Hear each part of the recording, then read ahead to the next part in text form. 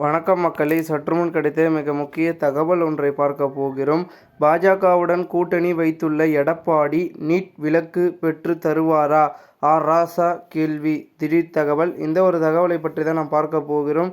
தகவலை பார்ப்பதற்கு முன்னதாக நீங்கள் நம்மளுடைய சேனலுக்கு புதிய பார்வையாளர்களாக இருந்தீர்கள் என்றால் மறக்காமல் நம்மளுடைய சேனலை சப்ஸ்கிரைப் செய்து வைத்துக் கொள்ளுங்கள் மக்களே.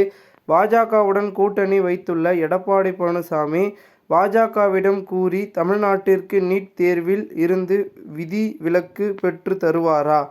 புதிய கல்விக் கொள்கையில் இருந்து விதி விலக்கு பெற்று தருவாரா? வம்பு வாரிய சட்ட திட்ட திருத்தம் தமிழ்நாட்டுக்கு பொருந்தாது என அறிவிக்க செய்வாரா?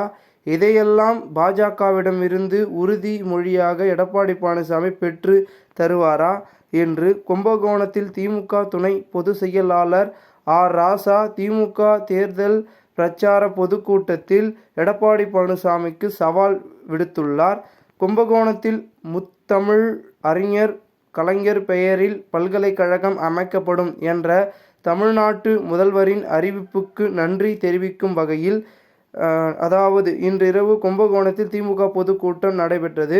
இதில் அக்கட்சியின் துணை பொதுச் செயலாளர் ராசா கலந்து கொண்டு சிறப்புரை ஆற்றினார். அப்பொழுது முன்பு திமுக பாஜகவுடன் கூட்டணி வைத்தது. அப்பொழுது இரு கட்சிகளுக்கிடையே குறைந்தபட்சம் செயல் திட்டம் கடைபிடிக்கப்பட்டது.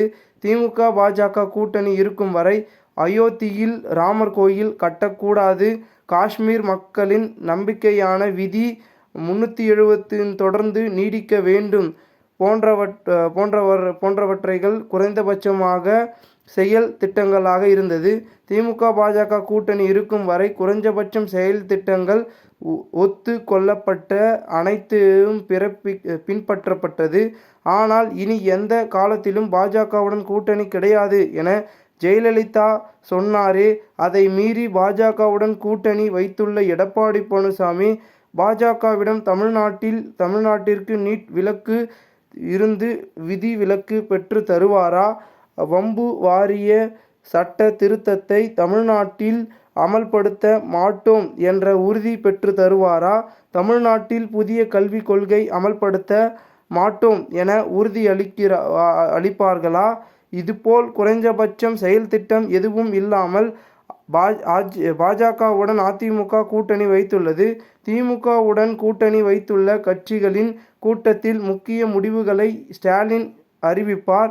ஆனால் பாஜகவுடன் தேர்தல் கூட்டணி வைத்துள்ள எடப்பாடி பழனிசாமி பிடித்து வைத்த பிள்ளையார் போல் உட்கார்ந்திருக்க அமித்ஷா அண்ணா திமுகவுடன் கூட்டணி என்று தெரிவித்துவிட்டு சொல்கிறார். இவர் எதுவும் பேசாமல் உள்ளார். அப்போ யாரு கூட்டணி என ராஜா கேள்வி எழுப்பினார். அதிமுக பாஜகவிடமிருந்து தமிழ்நாட்டிற்கு நீட் தேர்வில் இருந்து விதிவிலக்கு, புதிய கல்விக் கொள்கையை தமிழ்நாட்டிற்கு அமல்படுத்த மாட்டோம், வம்பு வாரிய சட்ட திருத்த தமிழ்நாட்டில் செயல்படுத்த மாட்டோம் என எடப்பாடி பழனிசாமி பாஜகவிடம் உறுதிமொழியை வாங்கி கொடுத்தால் நான் தாமரைக்கு வாக்களிக்கிறேன் என ராஜா பேட்டி. எடப்பாடி பழனிசாமிக்கு பகிரங்கமாக சவால் விடுத்துள்ளார். இந்த கூட்டத்தில் உயர்கல்வித்துறை அமைச்சர் கோவி செழியன், நாடாளுமன்றம் சட்டமன்றம் உறுப்பினர்கள் சண்முகம், கல்யாணசுந்தரன், அன்பழகன், கண்ணன் உள்ளிட்ட பலரும் கலந்து கொண்டிருந்தனர். இந்த ஒரு தகவல் வெளியாகி பரபரப்பையும் விறுவிறுப்பையும் பேசும் பொருளாகவும் அரசியல் வட்டாரங்கள் மாறியிருக்கிறது. இந்த ஒரு தகவலை குறித்த பொதுமக்கள் உங்களுடைய கருத்துக்களை கூறுங்கள். நன்றி, வணக்கம்.